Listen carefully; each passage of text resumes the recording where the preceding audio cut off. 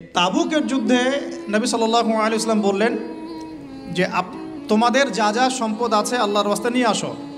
কারণ তাবুক যুদ্ধের সফর অনেক লম্বা ছিল, অনেক লম্বা, পায়ে হেঁটে প্রায় 1-1.5 মাস যেতে হয়েছে রোমানদের সাথে প্রথম ব্যাটল, যদিও এই ব্যাটলটা একটা অসমাপ্ত রূপে ফিরে আসতে হয়েছে গরমের মধ্যে।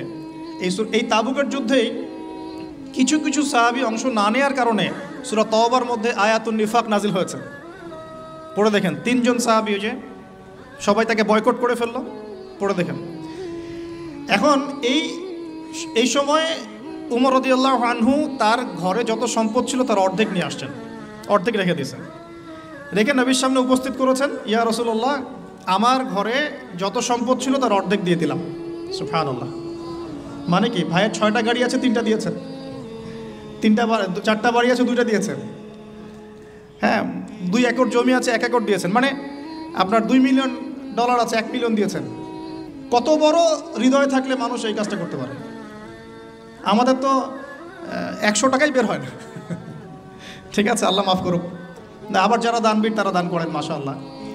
তবে আমি রিকোয়েস্ট করবো, দানটা সঠিক জায়গায় করবেন, উল্টাপাল্টা জায়গায় দান করবেন না। এমন জায়গায় দান করবেন যেখানে দান করলে সদকায়ে জারিয়ার মাধ্যম থাকে, কন্টিনিউয়াসলি এটা আপনি বেনিফিটেড হতে থাকেন এমন কিছু, এবং এগুলো দিয়ে ইসলামের খেদমত হয়, এমন জায়গায় দান করবেন ইনশাআল্লাহ।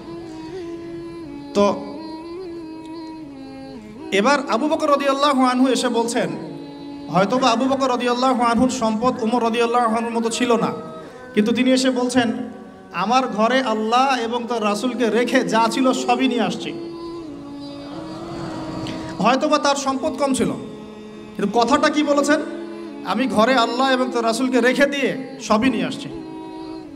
তো উমর রাদিয়াল্লাহু আনহু বলছেন যে এই দিন এই ব্যক্তিকে আমি হারাতে পারি নাই, আর জীবনও পারবো না।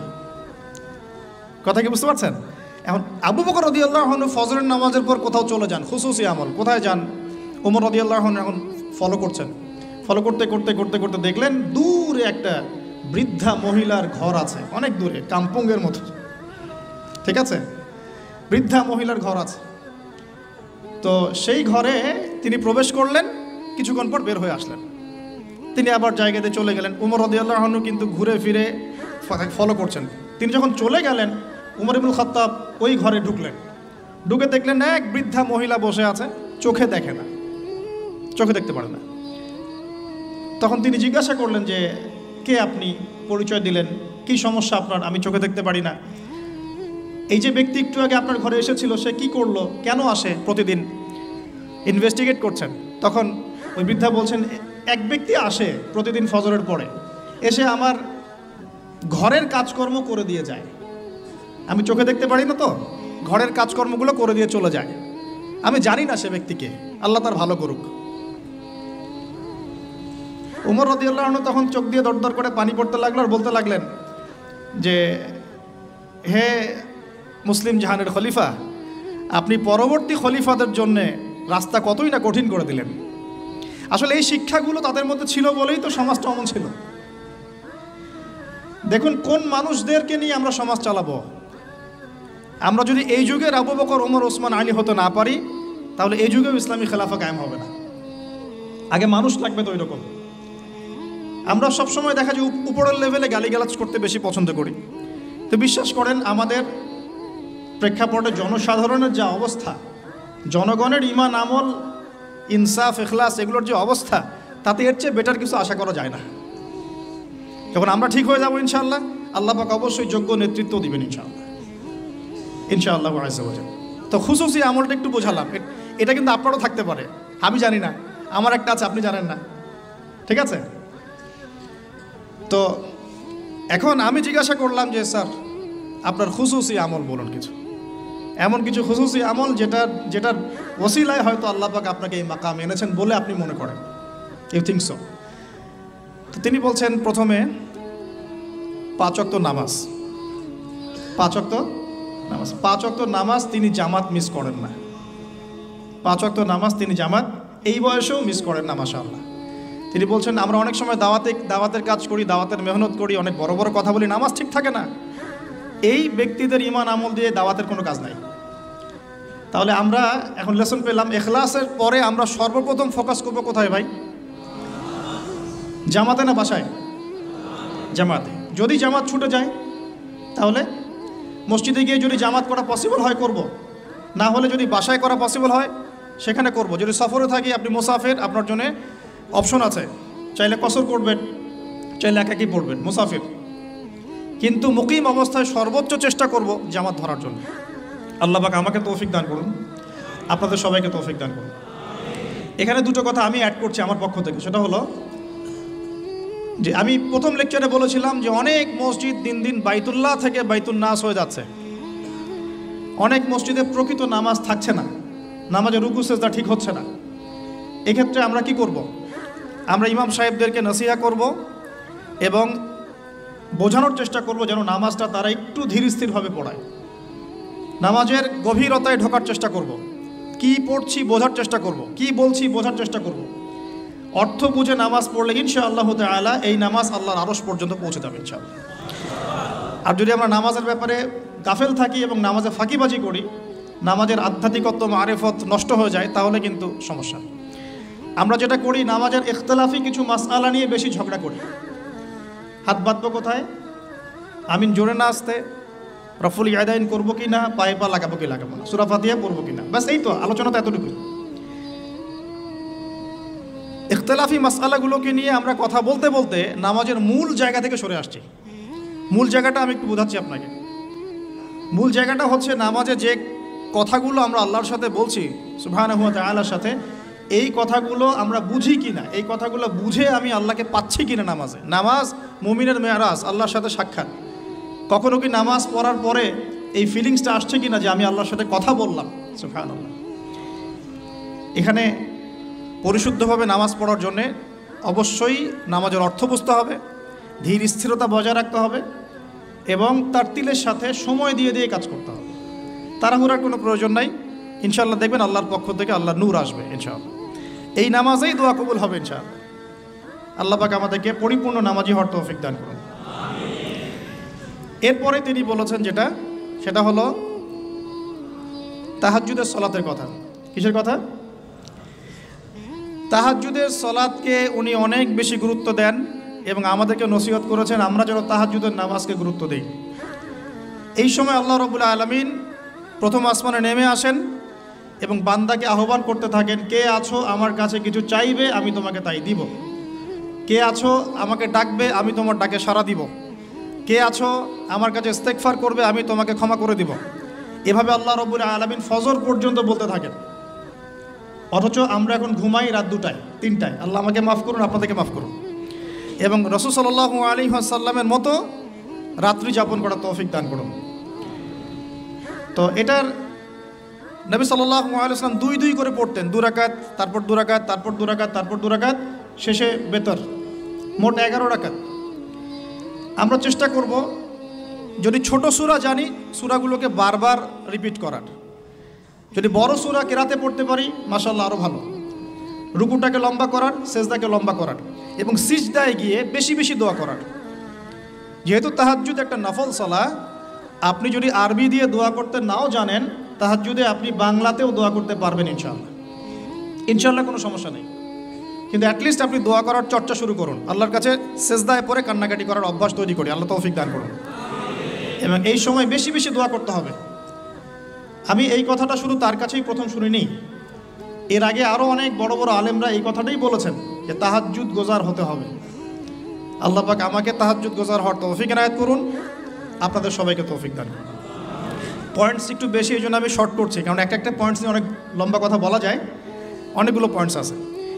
এরপরে তিনি যেটা বলেছেন সেটা হলো প্রতিটা কাজে সুন্নাতকে অনুসরণ করা। প্রতিটা কাজে সুন্নাতকে অনুসরণ করা। ঘুমাবো, সুন্নত নাই? ঘুমানোর সুন্নত কানে হেডফোন দিয়ে গান শুনতে শুনতে ঘুমান, এখনকার সুন্নত নাকি? একটু টিভি দেখে, ইউটিউব দেখে রিল্যাক্স, মাশাআল্লাহ, আস্তাগফিরুল্লাহ। ঘুমানোর সুন্নাত কি? সম্ভব হলে একটু ওযু করে নেয়া। আচ্ছা, তারপরে সূরা ফালাক, সূরা নাস, ইখলাস পড়া, হাত দুটো একত্রিত করে ফু দিয়ে এভাবে পুরো গা মাসাহ করা। এই কাজটা আরও 2 বার করা, মানে ইন টোটাল 3 বার করা। এরপর সূরা কাফিরুন পড়া। ঘুমানোর সময় যে সূরা কাফিরুন পড়ে তাকে আল্লাহ পাক শিরক থেকে মুক্ত রাখবেন ইনশাআল্লাহ।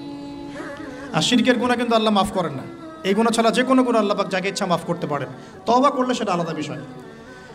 আর সূরা বাকারার শেষের 3টা আয়াত পড়া, নবী সাল্লাল্লাহু আলাইহি ওয়াসাল্লাম বলেছেন সূরা বাকারার শেষের 3 আয়াত রাত্রেবেলা পড়লে সারা রাত ইবাদতের নেকি পাওয়া যায়। এখানে একটা কথা বলে নিই, যদি ঘুমাতে একটু দেরিও হয়ে যায়, 12টা বেজে গেছে মনে করেন, ওযু করে 2 রাকাত নামাজ পড়ে ঘুমিয়ে যান, ইনশাআল্লাহ আপনি রাতের বেলা দাঁড়িয়ে থাকার নেকিটা পাবেন, ইনশাআল্লাহ কিয়ামুল লাইলের নেকি পাবেন ইনশাআল্লাহ।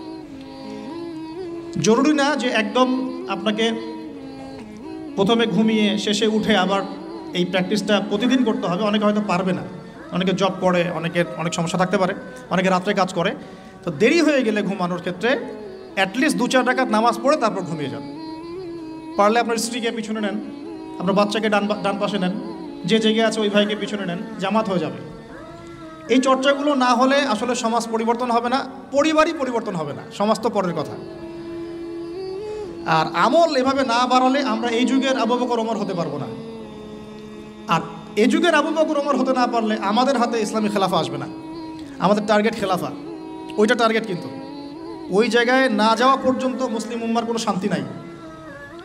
ওই জায়গায় না যাওয়া পর্যন্ত আমরা সারা বিশ্বে মাইর খেতেই থাকবো। ওই জায়গায় যখন মুসলিমরা ছিল তখন কেউ আমাদের দিকে চোখ তুলতে পারতো না, কোনো মুসলিম বোনের দিকে খারাপ নজরে তাকাতে পারতো না। আজকে কারাগারের পর কারাগার ভরে ফেলছে মুসলিম মেয়েদেরকে দিয়ে। মিডল ইস্টের খবর জানেন, ইয়েমেনের খবর রাখেন, সিরিয়ার খবর রাখেন, প্যালেস্টাইনের খবর রাখেন, সবাই জানে, ওপেন সিক্রেট, এগুলো তো নতুন করে বলার কিছু নাই। তো ওই জায়গা থেকে আমরা সরে আসছি বিধায় আমাদের উপর থেকে ওই কর্তৃত্বটা আল্লাহ পাক নিয়ে নিয়েছেন। এটা আমাদের উপর আযাব বলা যায়, পরীক্ষা, আযাব। তো এই আমলগুলো বাড়াতে হবে, আল্লাহ পাক তৌফিক দান করুন।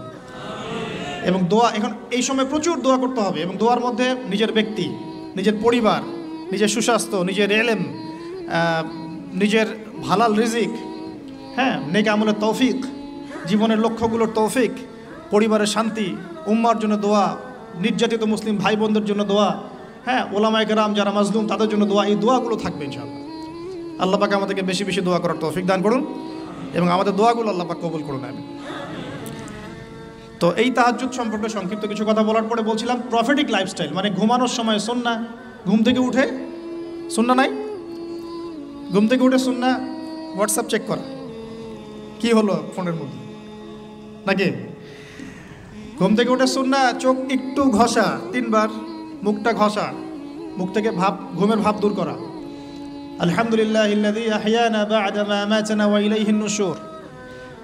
যদি শেষ রাত্রে ওঠেন সূরা আলী ইমরানের শেষের 10 আয়াত পড়া, এটাও সুন্নাহ। তারপরে ইস্তেঞ্জা যাই আমরা, ইস্তেঞ্জায় গিয়ে আগে 2 হাত কবজি পর্যন্ত ধুয়ে ফেলতে হয়, নাকে 3 বার পানি দিতে হয়, কারণ শয়তান নাকের ভিতর রাত কাটায়। এটা আমরা দেখতে পারি না, শয়তান এবং জিন শয়তান অনেক কিছু করে আমাদের সাথে, তারা আমাদেরকে বদনজর দেয়, তারা আমাদেরকে দেখে, আমাদেরকে ওয়াসওয়াসা দেয়, অনেক কিছু করে, আমরা বুঝতে পারি না। আল্লাহ পাকের ফেরেশতারা, আল্লাহ পাক যদি ফেরেশতাদের মাধ্যমে এই নিরাপত্তা না দিতেন আমাদেরকে জিনরা উড়িয়ে নিয়ে চলে যেত। হ্যাঁ, এর এত দুষ্ট প্রকৃতির মানুষ, সৃষ্টি মাখলুক, এর মধ্যে ভালো মন্দ আছে, খারাপদের কথা বলছে। তো ওয়াশরুমে যখন ঢুকছেন ওখানেও কিন্তু শয়তান আছে। শয়তান রাত কাটায় আমাদের 2 পায়ের মাঝখানে এবং নাকের 2 গহ্বরের মাঝখানে। এই জন্যে ঘুম থেকে উঠে 3 বার নাকে পানি দিতে হয়, আর আগে হাত ধুয়ে নিতে হয়। তারপরে বাথরুমে ঢোকার সময় আমরা ডান পা ইউজ করব না, আগে বাম পা। বের হওয়ার সময় ডান পা। দোয়া বিসমিল্লাহ আল্লাহুম্মা ইন্নী আউযু বিকা মিনাল খুবসি ওয়াল খাবাইস। এখনকার টয়লেট যেগুলো হচ্ছে, মানে যা চলছে আর কি, ইংলিশ, এখানে নবী সাল্লাল্লাহু আলাইহি ওয়াসাল্লামের মতো বসা সম্ভব না। আমি আপনাদেরকে 100% গ্যারান্টি দিয়ে বলছি, এটা আমার ইস্তেহাদ, কেউ আমার সাথে একমত হতে পারে, নাও হতে পারে। ইয়াজুজ আর মাজুজের যত খাসলত আছে না, চরিত্র, এই সব চরিত্র পশ্চিমা বিশ্বের মধ্যে আছে। এটা আমার ফাইনাল স্টেটমেন্ট। ইয়াজুজ আর মাজুজের চরিত্র, আমি বলিনি যে এরাই তারা, তা বলি নাই, বলেছি এদের ইয়াজুজ মাজুজের যে চরিত্রটা, এই পুরোটাই পশ্চিমাদের মধ্যে আছে। বাথরুমের টয়লেট থেকে নিয়ে ওয়ার্ল্ড অ্যাফেয়ার্স পর্যন্ত এরা চেঞ্জ করে ফেলেছে, ওদের নিজের মতো করে ফেলেছে, আর আমরা এটা ফলো করছি। নবী সাল্লাল্লাহু আলাইহি ওয়াসাল্লাম বসতেন বাম পায়ে ভর দিয়ে, ডান পা খাড়া করে। যে কোনো আলেমদেরকে জিজ্ঞাসা করবেন, হাদিসের কিতাব মোতালা করবেন, বাম পায়ে ভর দিয়ে ডান পাটা একটু উঁচু করে এইভাবে যারা বসে তাদের মানে টয়লেটটা খুব ক্লিয়ার হয়, খুব সুন্দর মতো হয়ে যায়। এখন আপনি কিভাবে ইংলিশ টয়লেটে বসবেন এভাবে আমাকে বলেন? উঠে বসতে গেলে তো ব্রেক শেষ, আপনি নিজেই ভিতরে তখন। তো আবার কিছু কিছু দেখলাম যে বোল রেখে দেওয়া হয়েছে, দাঁড়ায় দাঁড়ায় করতে হবে, 1 নাম্বার লাগলে দাঁড়ায় করতে হবে, আর সবগুলো সেম মাপ, আর মানুষ কেউ লম্বা কেউ খাটো, আর কারো যদি সেম না হয় তাহলে কি করবে? এইটা একটা বিষয়। তো আল্লাহ মাফ করুক। দেখেন প্রতিটা জায়গাতেই সুন্নতের খেলাফ কাজ হচ্ছে। আর এখানে কিভাবে, আমি তো মাঝে মাঝে এগুলো ইউজ করতে বাধ্য হই, আর মনে মনে গালি দিই ওদেরকে, মনে মনে গালি দিই, গায়রুল মাগদুবি আলাইহিম ওয়ালাদ-দাল্লিন, গায়রুল মাগদুবি আলাইহিম ওয়ালাদ-দাল্লিন, মাগদুব আর দাল্লিন, সব জায়গায় ফিতনা সৃষ্টি করে দিয়েছে। এগুলোতে যে পরিমাণ পানি অপচয় হয়, আপনি শাওয়ার নিচ্ছেন, ছেড়ে দিলেন, বালতির পর বালতি পানি চলে যাচ্ছে শাওয়ার নিতে। নবী সাল্লাল্লাহু আলাইহি ওয়াসাল্লাম পাত্রের মধ্যে পানি নিয়ে শাওয়ার নিতেন, পানির অপচয় হতো না। ইভেন আমরা এখন অজু করি, আমরা নিজেরাও তো করে ফেলি, ছেড়ে দিলাম, অজু করতেই আসি 1 বালতি পানিতে অজু করে ফেলছি। সব জায়গায় সমস্যা হচ্ছে। সো সুন্নাহ লাইফস্টাইল মানে কি? প্রতিটা সুন্নাহ আমাকে ধরতে হবে, তো বুঝতে হবে। আল্লাহ পাক আমাদেরকে তৌফিক দান করুন। তো দেখেন ওয়াশরুম নিয়ে আর কি আর বলবো, এটা তো এখন আপনি অ্যাভয়েডও করতে পারবেন না। না হলে আর কি করতে হবে, বাগানে চলে যেতে হবে আপনাকে। আরেক সমস্যা, আস্তাগফিরুল্লাহ। তো কেন বললাম? কারণ আমার একটু আগে ওয়াশরুমে যাওয়ার প্রয়োজন ছিল, আমি চাইতে পারি নাই, কারণ এখানে কোনো বাংলা কিছু পাইলাম না, সব ইংলিশ। আর আমার যে কাপড়, এই কাপড় আমাকে নামাজ পড়তে হবে এখন মাগরিব এশা। আমি সফরে মুসাফির আছি, কাপড় চেঞ্জ করা তো ইজি না আমার জন্য। এখন ওইখানে কতজন ইউজ করে গিয়েছে, ওইখানে বসার পরে আমার এই কাপড় চোপড় পাক থাকবে কিনা এটা সন্দেহ না। আর আপনারা তো খুব ভালো করেই জানেন কবরের শাস্তি হয় মূলত 2টা কারণে। যত বেশি কবরের শাস্তি হচ্ছে এখন, সব কিন্তু বড় বড় পাপের কারণে হচ্ছে না। 2টা কারণ মেজর। একটা হচ্ছে পেশাবের অপবিত্রতা থেকে পবিত্র না হওয়া, পেশাবের ছিটা ফোটা থেকে পবিত্র না হওয়া। আরেকটা হচ্ছে চগলখুরি করা। কি করা? মানে চগলখুরি বোঝাতে পারছি কিনা, একজনের কথা আরেকজনের কাছে লাগানো, যেটা গণতান্ত্রিক সুন্নাহ। এটা কিন্তু গণতান্ত্রিক সুন্নাহ, মানে পলিটিক্স আপনাকে করতে হলে এই সুন্নাহই ফলো করতে হবে। এর কথা ওরে বলতে হবে, ওর কথা ওরে বলতে হবে, নাহলে তো পথ থাকবে না। আর পথ তো এখন সব হিরো আলমদের, মাশাআল্লাহ। মাঝে মাঝে মনটা চায় যে আমিও দাঁড়াই। এরা যদি দাঁড়াইতে পারে তাহলে আমরা পারি না কেন? কি সমস্যা? পড়াশোনা কি করি নাই কিছুই? অ্যাটলিস্ট ওর তো ভালো বুঝবো। সুবহানাল্লাহ। তো যাই হোক, ওইদিকে না যাই, না হলে আবার কখন গায়েব হয়ে যায় বলা যায় না। ঠিক আছে, আচ্ছা, আস্তাগফিরুল্লাহ। তো প্রিয় ভাইরা, প্রফেটিক লাইফস্টাইল প্রতিটা জায়গায়, ঘুম থেকে ওঠা, ওয়াশরুম যাওয়া, বের হলাম, বের হয়ে অজু করে ফেলেছেন। এখন অজু করার, যখনই অজু করবেন ওই অজু দিয়ে 2 রাকাত নামাজ পড়ার চেষ্টা করেন। নবীজি যখন জান্নাতে, মেরাজের রাতে জান্নাতে গিয়েছেন, নবীজি সাল্লাল্লাহু আলাইহি ওয়াসাল্লাম বলেছেন, আমি যখনই জান্নাত গিয়েছি, মানে আমাকে যখনই জান্নাত দেখানো হয়, তখনই আমি বেলাল তোমার পায়ের শব্দ শুনতে পারি। সুবহানাল্লাহ। হে বেলাল, তুমি কি এমন আমল করো আমার আগে আগে তোমার পায়ের শব্দ শুনতে পারি? তো বেলাল রাদিয়াল্লাহু আনহু বলছেন, ইয়া রাসূলুল্লাহ, আমি তো আপনি যে আমল শিখিয়ে দিয়েছেন এগুলাই করি, এক্সট্রা তো কিছু করি না। শুধু একটা কাজ আমি করি। কি সেটা? তিনি বলছেন, আমি যখনই অজু ছুটে যায় অজু করি, মানে যখনই ইস্তেঞ্জা করি, অজু ছুটে যায়, অজু করার চেষ্টা করি, ওই অজু দিয়ে আমি 2 রাকাত তাহিয়াতুল ওযুর নামাজ পড়ি। নবীজি বলছেন, হয়তো এই কারণেই তোমার এই মর্তবা দেওয়া হয়েছে। সুবহানাল্লাহ। আল্লাহ পাক আমাদেরকে আমল করার তৌফিক দান করুন। তারপর সলাতে যাবেন, সলাতটা নবীর মতো করে, সলাত শেষ একটু কোরআন তেলাওয়াত করলেন, দিনই পড়াশোনা করলেন, কোনো স্কলারের লেকচার শুনলেন, এবার নাস্তা করতে আসেন। নাস্তার টেবিলে আসলে তো আর সুন্নতের খেলাফ, সুন্নতের কোনো কথাই মনে থাকে না। আর আমি আপনাদের কমিউনিটির মধ্যে এসে দেখলাম সবাই খুব ভোজন রসিক, মাশাআল্লাহ। হ্যাঁ, মাশাআল্লাহ, ভালো, খারাপ না, একটা এজ থাকে খাওয়ার। তবে খাওয়ার ক্ষেত্রে এই 2টো হাদিস মাথায় রাখবেন। 1, নবী সাল্লাল্লাহু আলাইহি ওয়াসাল্লাম বলেছেন, একজন মুমিন বান্দার এতটুকু খাওয়ার যথেষ্ট, যা দিয়ে সে কোমর সোজা করে আল্লাহর ইবাদত করতে পারে।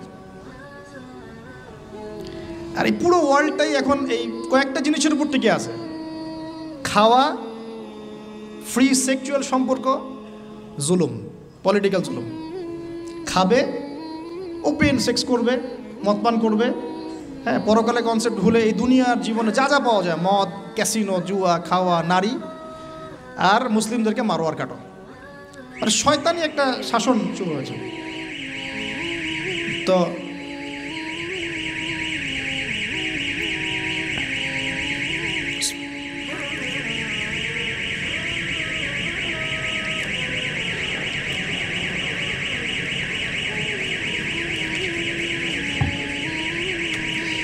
সবাই পড়ি আউযু বিল্লাহি মিনাশ শাইতানির রাজিম।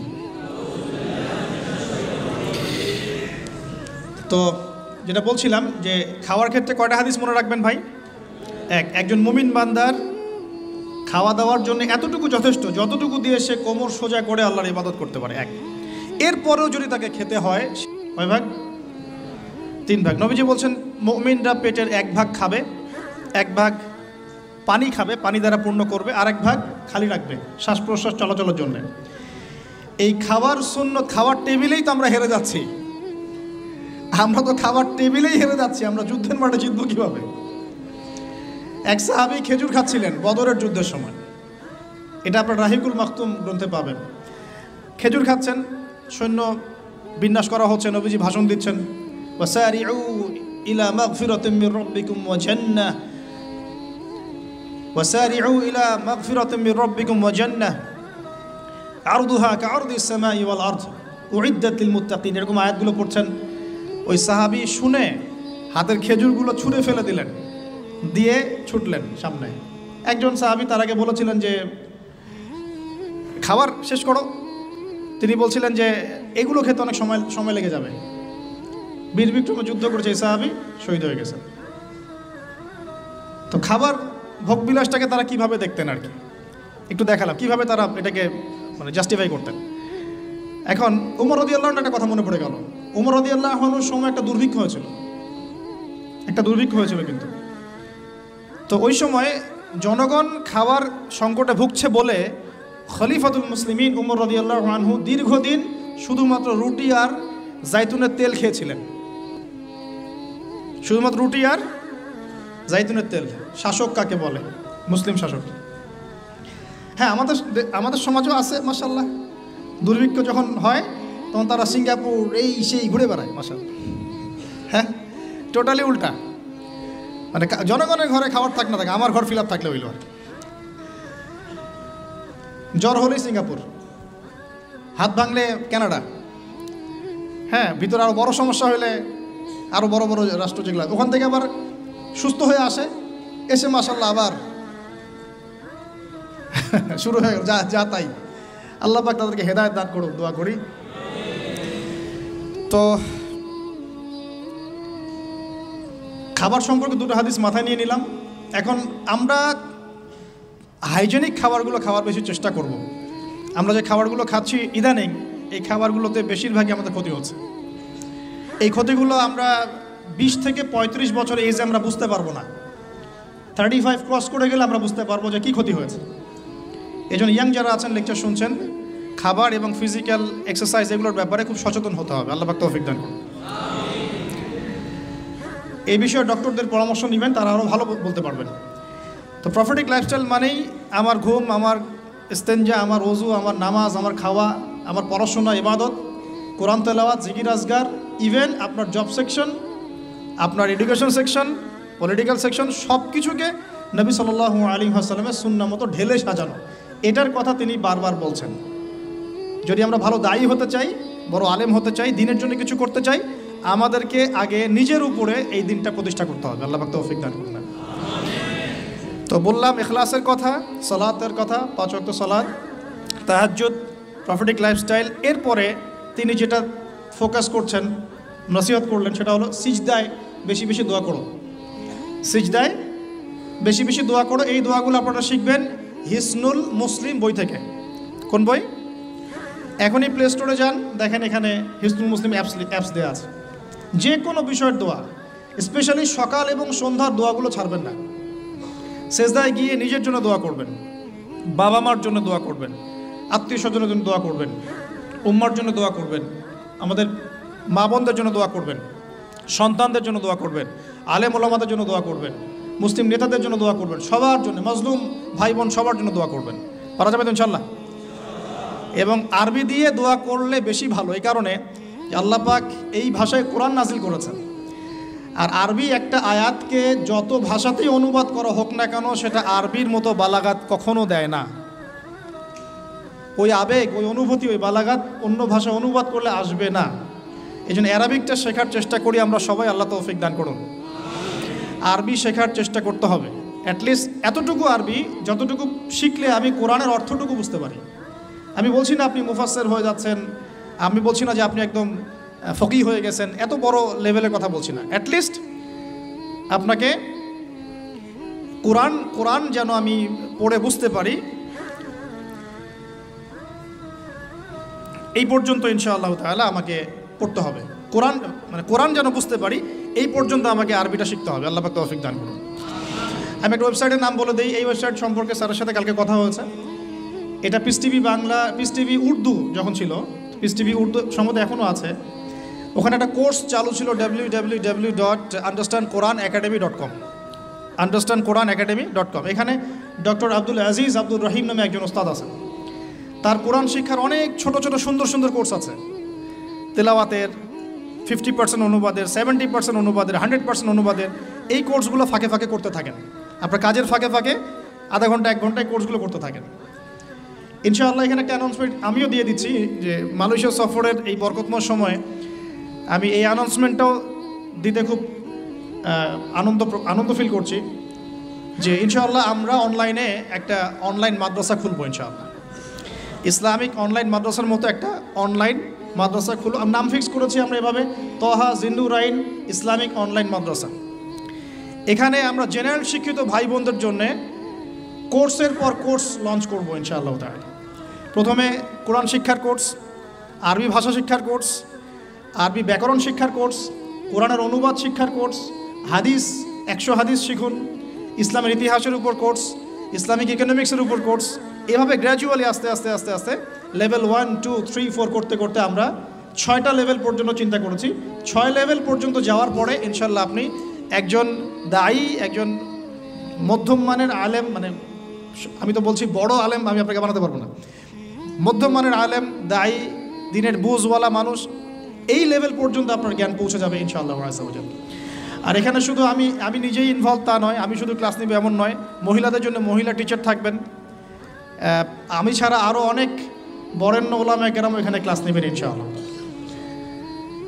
আল্লাহ পাক আপনাদের সবাইকে সেই কোর্সগুলো এনরোল করার তৌফিক দান করুন, আমিন।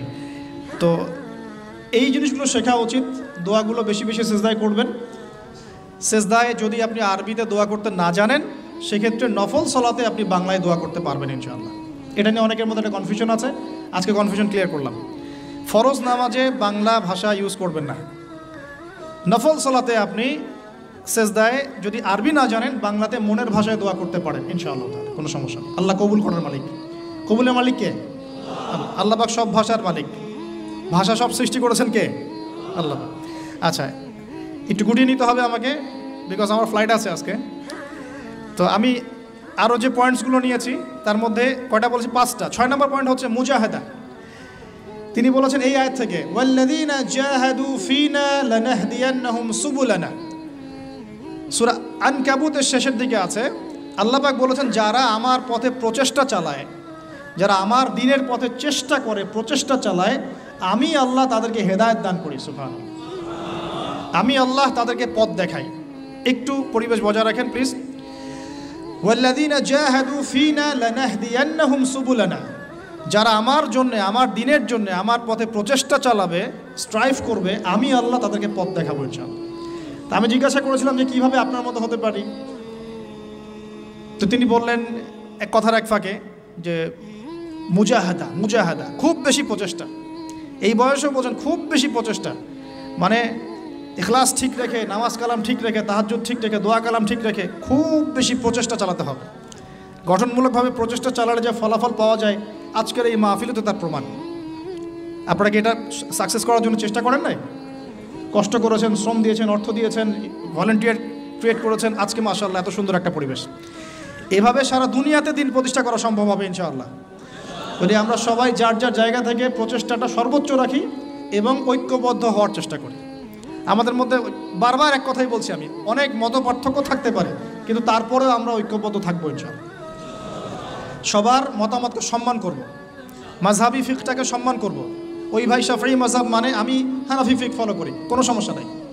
ওই ভাই হানাফি মাযহাব মানে ওই ভাই হাম্বলি মাযহাব মানে, কোনো সমস্যা নাই।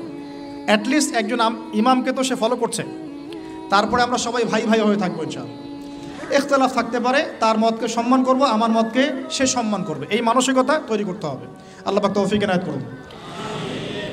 এরপরে মুজাহাদার কথা বলতে গিয়ে তিনি বলছেন, মুজাহাদার সময়, এই চেষ্টা প্রচেষ্টার সময় খুব করে আল্লাহর উপর তাওয়াক্কুল রাখতে হবে, আল্লাহর প্রতি পূর্ণ ভরসা রাখতে হবে। ইব্রাহিম আলাইহিস সালামের মতো, হাসবি আল্লাহ ওয়া নি'মাল ওয়াকিল, কোনো সমস্যা নেই, আল্লাহ আমার সাথে আছেন, তিনি আমাকে পথ দেখাবেন ইনশাআল্লাহ। মুসা আলাইহিস সালামের মতো, কাল্লা ইন্না রাব্বি মাইয়া সায়াহদিন, তার বাহিনী বলছে, মানে বনু ইসরাইল বলছে, পিছনে ফেরাউনের বাহিনী, সামনে লোহিত সাগর, ইন্না লামুদরাকুন, আমরা ধরা পড়ে গেলাম। তখন মুসা আলাইহিস সালাম বলছেন, কাল্লা, কখনো নয়। ওই রকম সিচুয়েশনে তিনি বলছেন, কাল্লা, কখনো নয়, ইন্না রাব্বি মাইয়া সায়াহদিন, আমার রব আমার সাথে আছেন, তিনি আমাকে পথ দেখাবেন ইনশাআল্লাহ। সেম কথা বলেছেন আমাদের প্রিয় নবী হযরত মুহাম্মদ সাল্লাল্লাহু আলাইহি ওয়াসাল্লাম গারে সওরে। আবু বকর সিদ্দিক বলছেন, উপর থেকে তারা আমাদেরকে দেখে ফেলবে, তিনি বলছেন, না, লা তাহজান, তুমি দুশ্চিন্তা করো না, ইন্নাল্লাহা মা'ানা, আল্লাহ আমাদের সাথে আছে। এই তাওয়াক্কুল, আল্লাহর প্রতি এই পূর্ণ তাওয়াক্কুল যার থাকবে, ইন্নাল্লাহা ইউহিব্বুল মুতাওয়াক্কিলিন, আল্লাহ পাক এই তাওয়াক্কুলকারীদেরকে আল্লাহ পাক ভালো রাখেন। ফালিয়াতাওয়াক্কালিল মুতাওয়াক্কিলুন, আল্লাহর প্রতি ভরসাকারীরা যেন আল্লাহর প্রতি ভরসা রাখে। আমরা সবাই আল্লাহর প্রতি পূর্ণ আস্থা রাখবো ইনশাআল্লাহ, সব ঠিক হয়ে যাবে ইনশাআল্লাহ। শুধু আমাদেরকে আমাদের ঈমান, আমল, আকীদা, আমাদের মুজাহাদা, ইউনিটি, এই জায়গাগুলো ঠিক করতে হবে, পারবো না ইনশাআল্লাহ? আল্লাহ পাক আপনাদের সবাইকে কবুল করুন, আমিন। এরপর তিনি বলেছেন দলীয় সাম্প্রদায়িকতা পরিহার করতে। এটা কেমন? ওই যে ধর্মীয় কিছু বিভাজন আছে, একবার এক দলে ঢুকে গেছেন, অন্য ভাইকে আর ভাই মনে হয় না, সালাম দেওয়ার সময় খুঁজে খুঁজে সালাম দেয় যে ও আমার গ্রুপের কিনা, অন্য গ্রুপের হলে সালাম দেয় না। এই ন্যারো মাইন্ডেড মানসিকতা ত্যাগ করতে বলেছে। আমরা সবাই মুসলিম, তিনি বলছেন ওয়ামান বারবার এই একটা বলেন, আপনারা তো শোনেন, ওয়ামান আহসানু কাওলাম মিম্মান দাআ ইলাল্লাহ ওয়া আমিলা সালিহান ওয়া ক্বালা ইন্নানি মিনাল মুসলিমিন।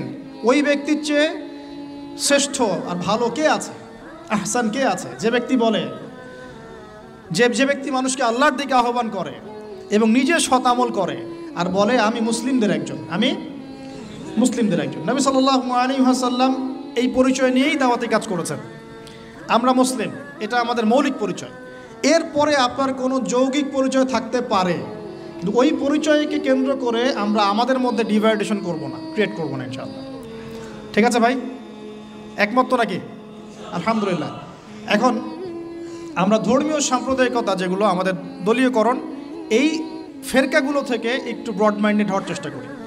যদি আপনি কোনো দলকে ভালোবাসেন বা কোনো দলের সদস্য হয়ে থাকেন তাও সমস্যা নাই, কিন্তু অন্য ভাইকে কাফের মনে করিয়েন না। আমার রিকোয়েস্ট এতটুকু, অন্য ভাইকে কাফের মনে করিয়েন না, সেও মুসলিম। আর এই অ্যারোগেন্সিটা কিন্তু ইবলিসের অ্যারোগেন্সি। ইবলিস বলেছিল না, জানা খায়রুম মিন, আমি তো তার চেয়ে উত্তম, খালাকতানি মিন নার, আমাকে আল্লাহ আপনি সৃষ্টি করেছেন আগুন দিয়ে, ওয়া খালাকতাহু মিন তিন, আদমকে সৃষ্টি করেছেন মাটি দিয়ে, আমি কেন ওকে সেজদা করতে যাব? এই যে এটাকে কি বলে? অ্যারোগেন্সি, অহংকার, উদ্ধত আচরণ। এই আচরণের কারণেই তো সে শয়তান হয়ে গেল। অতএব আমরা নিজেদেরকে অন্যর থেকে সুপিরিয়র না ভাবি। আমি যে বড় বড় কথা বলছি, এর চেয়ে ওই ভাইয়ের আমল বেশি হতে পারে, ওই ভাইয়ের চেয়ে এই ভাইয়ের আমল বেশি হতে পারে। কে জানে কার আমল নামায় কত নেকি আছে আর কোন আমল আল্লাহর কাছে কবুল হবে, এটা তো আল্লাহই ভালো জানে। অতএব আমাদের সবাইকে তাসকিয়া অর্জন করার চেষ্টা করতে হবে, আত্মশুদ্ধি। আল্লাহ পাক তৌফিক এনায়েত করুন। এরপর তিনি বলেছেন, আমি আমার ছেলেকে এখানে পড়িয়েছি, কিন্তু ডিগ্রি সার্টিফিকেট সব কিছু নয়। কথাটা খুব ভালো লেগেছে আমার কাছে। ডিগ্রি সার্টিফিকেট সব কিছু নয়, ডিগ্রি পেলাম, সার্টিফিকেট পেলাম, এইটা ওইটা, এগুলোই আমার কাছে আলেম, স্কলারশিপের মানদণ্ড নয়। এলেম আল্লাহর পক্ষ থেকে আসে, এবং ওলামায়ে কেরামদের সামনে বসে বসে যে সিনাই যে এলেমটা আসে, এটাই হচ্ছে জ্ঞান। এই যে কালকে ওনার সাথে বসে এই যে এতগুলো কথা শুনলাম, এই যে জ্ঞান আমি পেলাম না, এটা তো আমি 20টা বই পড়ে পেতাম না। ব্যাপারটা বুঝতে পারেন না? একটা সার্টিফিকেট পেয়েছি ধরেন অনলাইন একটা মাদ্রাসা থেকে যে আমি মাস্টার্স করেছি, কিন্তু এই জ্ঞানগুলো যদি আমি না পেতাম তাহলে কি আমার জ্ঞান পূর্ণাঙ্গ হতো? তো এটাই তিনি বোঝাতে যাচ্ছেন সম্মানিত সেই মেহমান স্যার, যে ডিগ্রি এবং সার্টিফিকেটই সবসময় জ্ঞানের মানদণ্ড নয়। জ্ঞান আল্লাহর পক্ষ থেকে আসবে। কখন আসবে? যখন আমরা এই বেসিকগুলো ঠিক করব এবং বরেণ্য রিনাউন্ড ওলামায়ে কেরামদের কাছে কাছে গিয়ে আমরা সরাসরি জ্ঞান নেওয়ার চেষ্টা করব।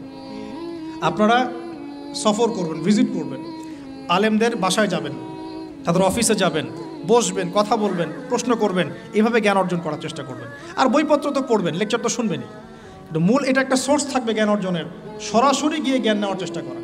আল্লাহ পাক আমাদেরকে ওলামায়ে কেরামের সোহবতে গিয়ে জ্ঞান নেওয়ার তৌফিক দান করুন, আমিন। ঠিক আছে, এটাও অবশ্য তিনি বলেছিলেন যে এখন হকপন্থী স্কলার হাতে গোনা যায়, এটাও বলেছেন। সত্যিকারের আলেম এখন হাতে গোনা যায়, এটা খুঁজে বের করতে হবে আপনাদেরকে। যারা হক ও বাতিলকে মিশ্রিত করে না, হককে স্পষ্ট করে, বাতিলকেও স্পষ্ট করে, তারাই প্রকৃত আলেম। সামান্য কিছু দুনিয়ার স্বার্থে যারা দিনকে বিক্রি করে দিবে, এরা কখনোই প্রকৃত আলেম না। তিনি বলছেন হাতে গোনা যায় scholars, very few of them, উনি ওনার মতো করে বলছেন। এখন তো খুব অল্প, হাতে গোনা। একটা সময় ছিল সলফে সালেহীনদের যুগে অগণিত ওলামায়ে কেরাম, অগণিত। এখন সত্যি সত্যি হকপন্থী ওলামায়ে কেরাম হাতে হাতে গোনা যায়। আল্লাহ পাক তারপরে আমরা দোয়া করি, আল্লাহ পাক আমাদের সবাইকে হকপন্থী ওলামায়ে কেরামদের সোহবত দান করুন, আমিন।